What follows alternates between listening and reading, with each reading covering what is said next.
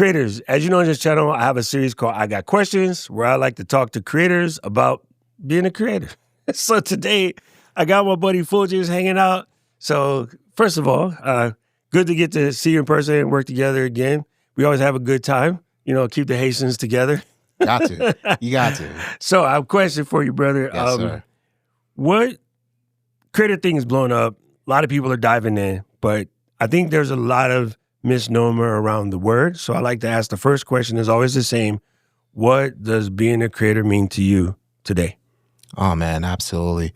So for me, being a creator for me today is for me being able to just be myself and use my God-given talents to help others.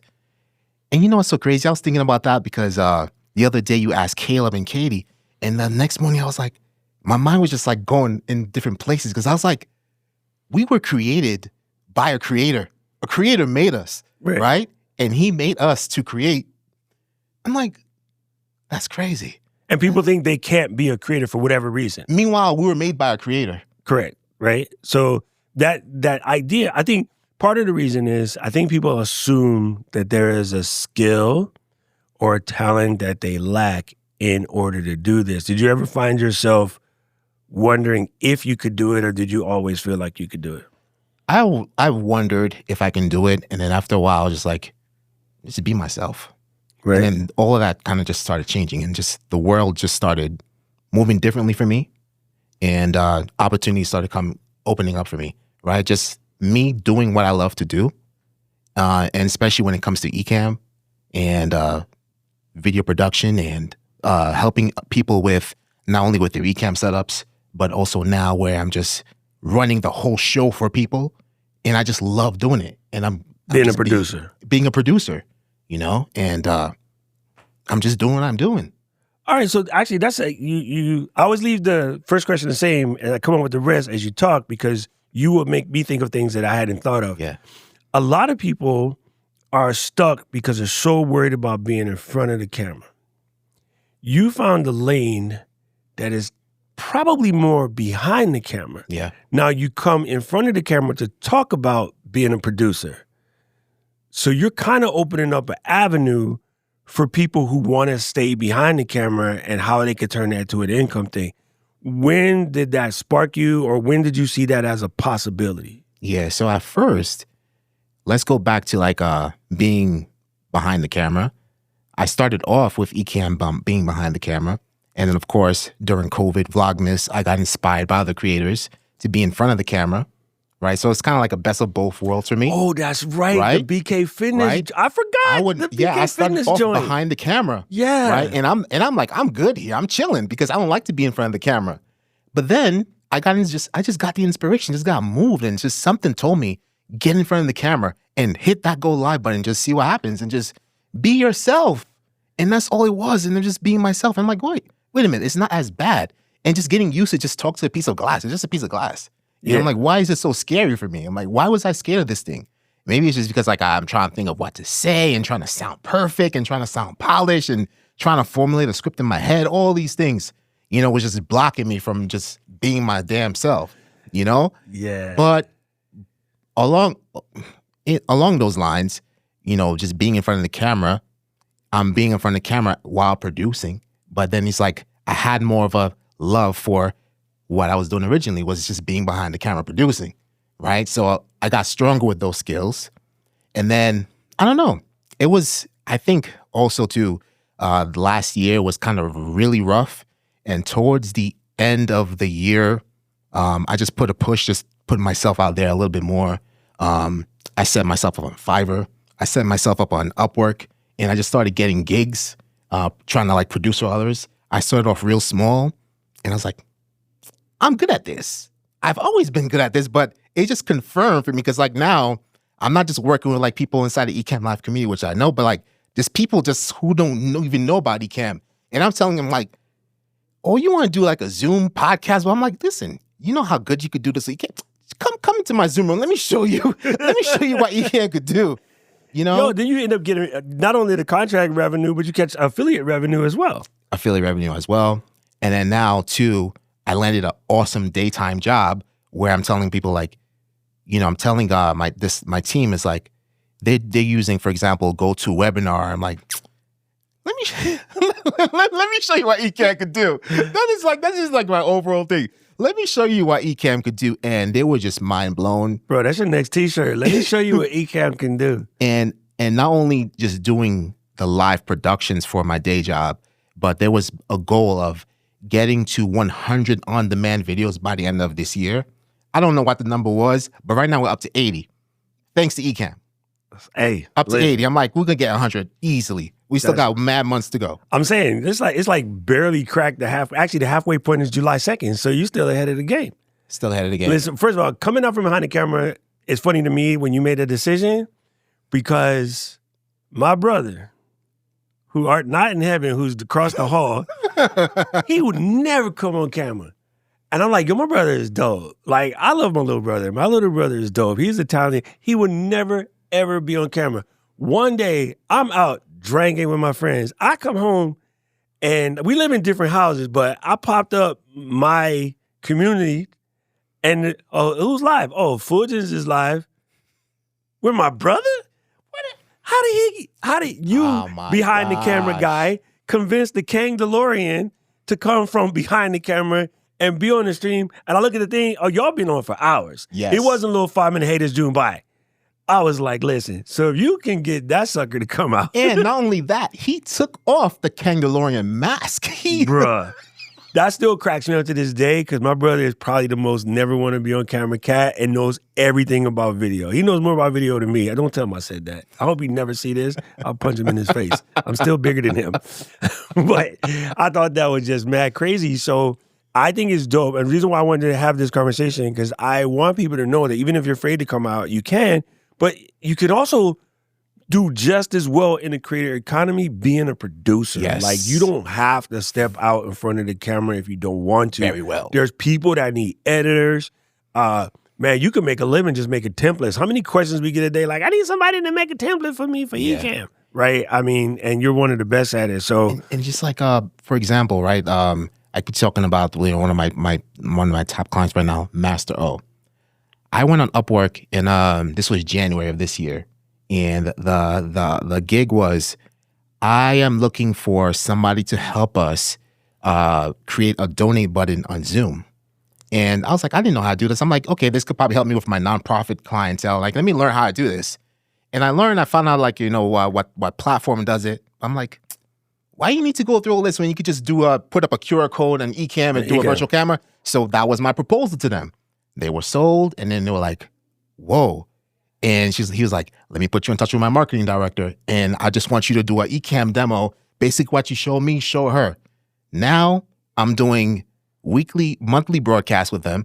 I just did an in-person in Toronto, and Master O is flying me to Mexico to help build this studio in 2 weeks. So that he can do like this. This studio is dope, Master O, by the way. This is the pickup. These right are the here. ideas I have for you, Master O, right here. Actually, so for the channel, in case you're wondering where I am, I'm at Kit Studios in Boise, Idaho. Kit is a partner of Ecamm, and we're doing Ecamm demos in Kit Studio this week here in Boise. Like, Full just not fly randomly out to Boise. Boise is way doper than you know, son. It's the best kept secret. It's a beautiful city. It was a surprise. It is crazy. Yeah. All right, so where do you see yourself taking this in the future? Like, what is your sort of immediate goal? And follow-up question, have you kind of identified your why or your purpose at this point? Right, as of right now, my purpose, and like people have basically been answering the question for me. 100%. It's like, listen, Fulgens, I feel so stress-free right now because I don't have to worry about anything. I know you have it under control. You handle all the tech. I just focus on my content. You handle all the tech. I could handle my business calls and running my business while you basically run the show for me. You make my life easy. That is my why. That is my goal. I want to make your life easy. Me doing what I do, in return, I'm doing what I love. It's just so crazy. It's gratifying helping people like that. When I was doing my IT business, my thing said de-hassler. Because I think everybody thought, IT is a hassle, IT is a hassle. Like, most people don't use that word that much anymore, but back in the day, that was a common word. And so it literally said, like, I'm a de-hassler. And then on my blog, I used to put uneffing the effable. Because I was kind of, somebody would like the nephew do it and they would break it and then I have to un-F it because the nephew effed it up. People used to like be turned off and a lot of people would like it. I was like, dude, my people. Like the turn off people, I didn't care about them. Yeah. Like, why would you put that? That's so crass. I'm like, because I do. People's nephew or whoever they hired to do something, their brother-in-law, or they tried to hire somebody cheap and it didn't work. And I would always have to undo it so that then I can make it good. And I just like, whatever. Like, if you don't like this name, we probably not going to work good anyway. Because as you know, I say dumb stuff. Definitely. And in terms of like, where I see myself headed is definitely, I've always had that intrapreneur spirit, where it's like finding the right clientele, finding the right people to work with, like Ecamm, for example, and just continuing to build from within. That's dope. So, today in the session, we had the sort of like X for X so they can X. Well, he used different connections, but you kind of figured out what that is for you? Yo, I chat GPT it right there on the spot. Let me pull it out for you because I still memorized it. I put it on my LinkedIn and already and everything. So hold on. So mine was always I help Gen X creators like get over their fear and tell their stories. Like I've known this for a while, and I'm sure after listening to him this morning, I'm gonna find a way to make that even tighter. It's like a 3-word piece. Right. But yeah, I did like that session, even though that's something I've known about from Uncle Ray a long time ago. Yes. I did both the I help, but then I like the kind of I build part. So I did the I build one instead.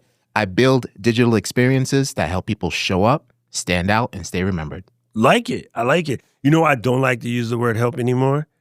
Because you remember when I first started my community, I ended up with a bunch of people who had no intention on flying. Like they always wanted you to fly for them. And that's something that's known as a drama triangle.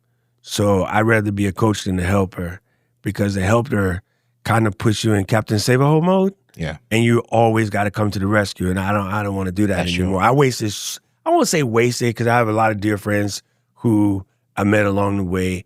But when you set yourself up as a helper, like a lot of people will never let you go because you always need the help. And the longer you stay, then the more you feel bad to leave them out in the cold. Yeah. And so like, I'm going to go in coach mode. I would teach you how to help yourself. Can't stay a baby bird. I bird. no longer want to be the help. Don't want to be the baby bird. Don't stay a baby bird. You got to fly. You got to fly.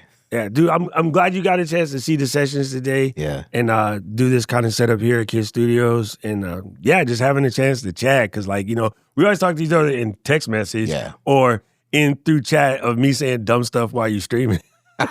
Because I always got something foolish to say. But I love doing this series because it's really trippy that it amazes me that people are scared to create, but I can kind of see some of the gatekeeping, even if they don't mean to be gatekeepers. I can see people looking at, like Katie and I were just talking about this. We just watched the session, super inspiring. And when I see it, I go, damn, that's inspiring. I kind of want to go do something. Yes. But I know other people will see that, and as inspiring as it is, they would say, I could never do that. I could never get 13 million views or 1 billion views on a channel kind of thing. Yeah. And I'm like, well, yeah, of course you can, because you just told yourself you can't, right? Like I'd see it. I'm never going to spit those words. Yes. I'm one of these. This interview might get 1 million views one day just because the Haitian people keep clicking it. We just send it to all the Haitian folks. Yeah, be like, Johnny, you start with Johnny. Just... Johnny, sack by say, we'll send it what to up, Johnny first. And then that way, like, we know he started the ball rolling. Then we send it to Guy and we'll run it down the line. But I think a lot of people will see inspiring stuff and just say they can't do it.